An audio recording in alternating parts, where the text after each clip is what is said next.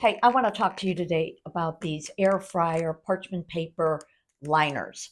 So, I don't know about you, but every time you put something in your air fryer, it's a big hassle to clean it, especially when they get to be quite large.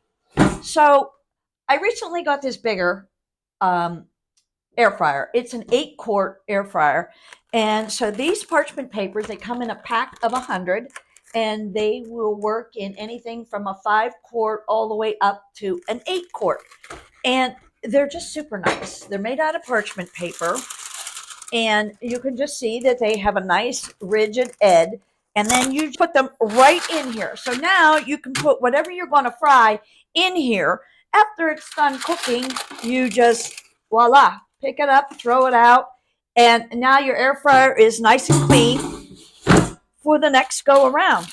Air fryers are great. They're really convenient, but the cleaning up of them just adds more work to your already busy schedule.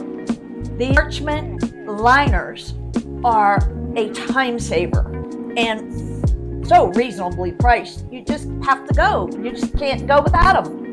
And that's just my honest opinion.